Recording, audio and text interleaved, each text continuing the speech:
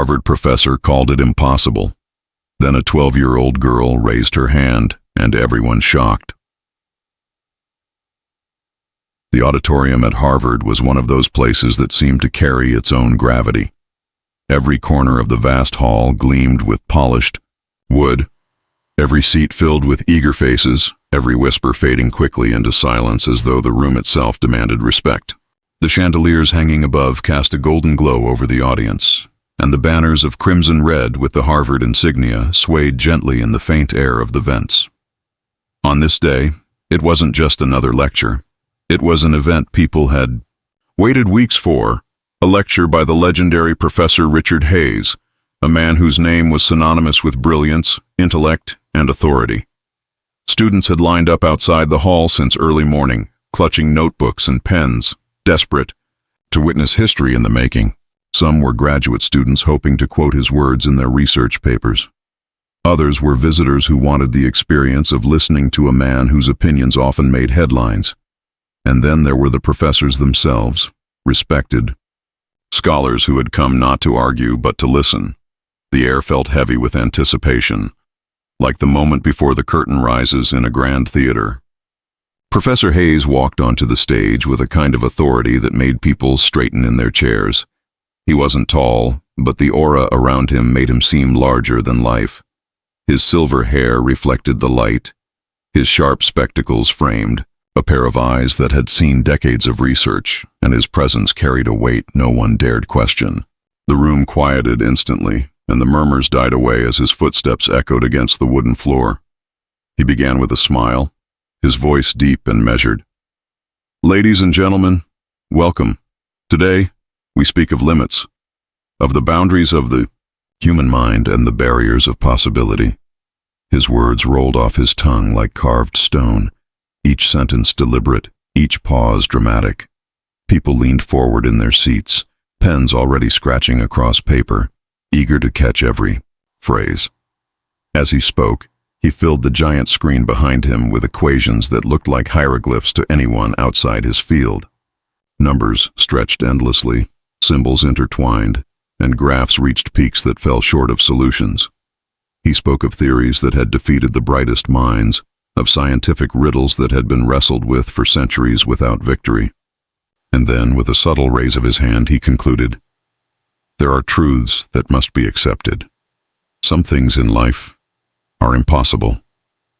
The word hung in the air like a hammer. Impossible. It echoed off the walls, seeped into notebooks, and buried itself into the minds of the listeners. A few students nodded in agreement, as though they had always suspected it, but needed someone of his stature to confirm it. Others wrote it down, in bold, as if it were a law to be remembered. Even the older professors pursed their lips, unwilling to question the statement from a man whose career had been built on challenging the very limits he now declared.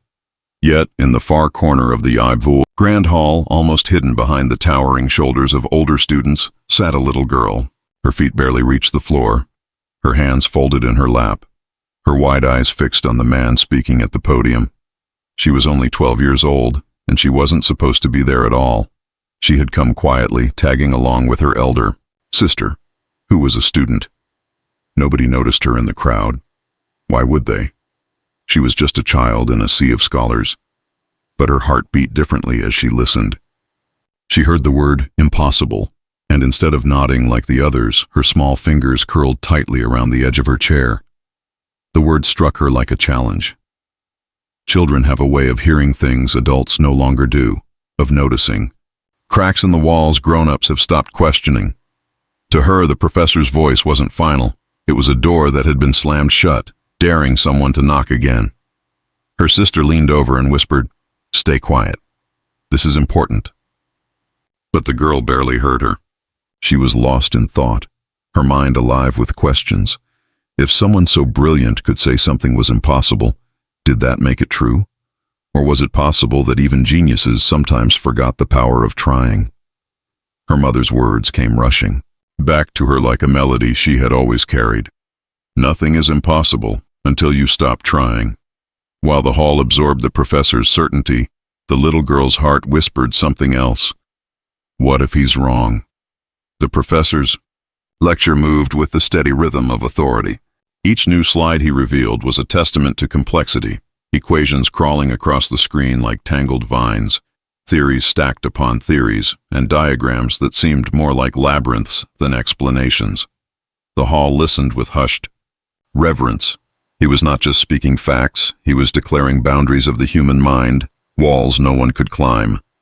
His voice grew firmer, his tone sharpened with certainty as he said, "There are riddles even the greatest minds will never solve. Questions that will forever remain unanswered." He paused, letting the words settle. His eyes swept over the hundreds of faces before him. "And so I ask you," he said with a hint of challenge, "does anyone here believe otherwise? Does anyone think they can prove me wrong?" It was meant as a rhetorical question. A flourish of drama to close a point so strong it could not be disputed. The audience chuckled lightly, some shaking their heads.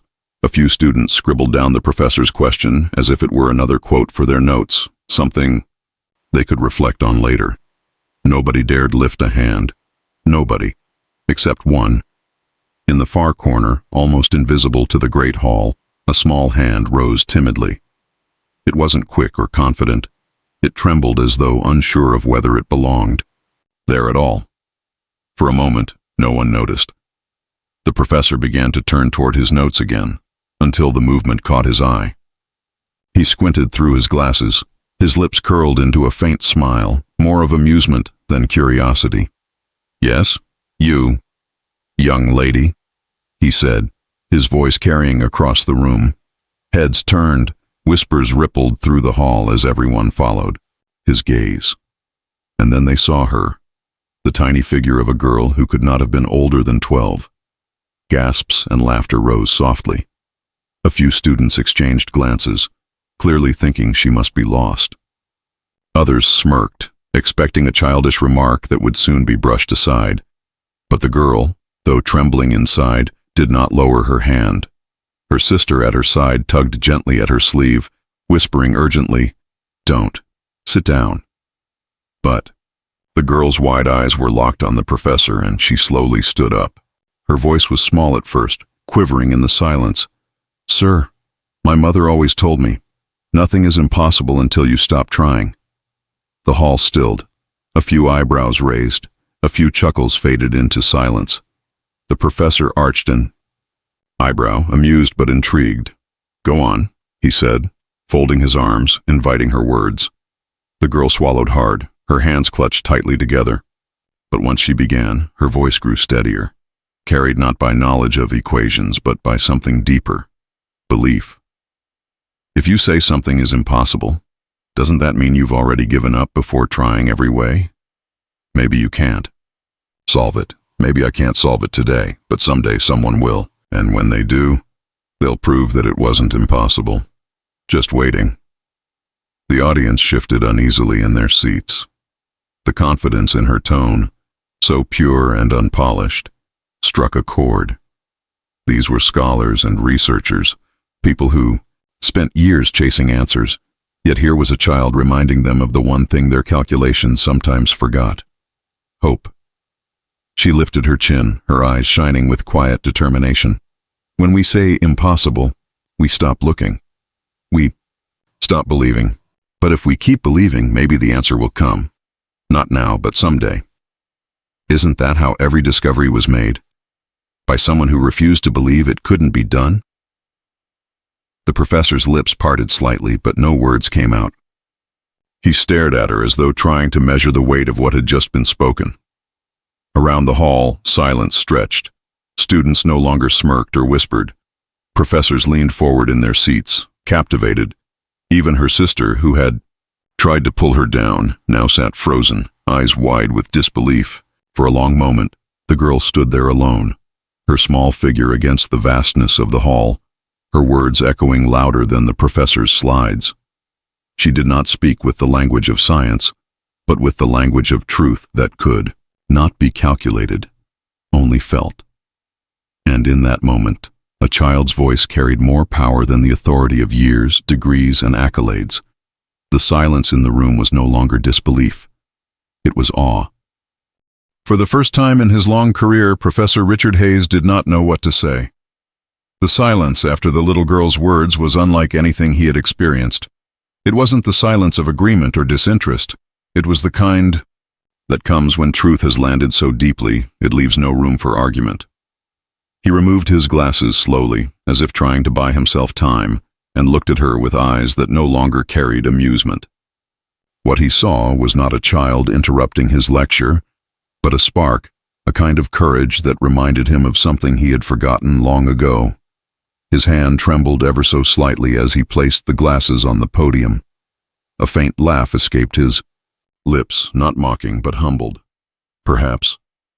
His voice cracked softly. I stand corrected. It was only a few words, but they shattered the weight in the room. The audience erupted, the applause swelling like a wave that seemed to rise higher and higher with every clap.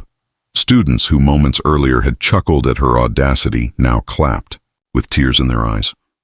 Professors nodded slowly, as if reminded of lessons they had once known but buried beneath layers of research and cynicism. Even her sister sat frozen, then covered her mouth with trembling hands, her eyes glistening with pride. The little girl remained standing, her cheeks flushed pink, her small fingers nervously twisting together. She hadn't meant to impress anyone. She hadn't thought of changing the mind of a great professor or silencing a hall full of scholars.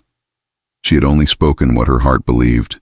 That impossibility was just a word, nothing more. Professor. Hayes stepped away from his podium, something he rarely did. He walked slowly down the stage steps until he stood at the floor level, closer to the crowd, closer to her.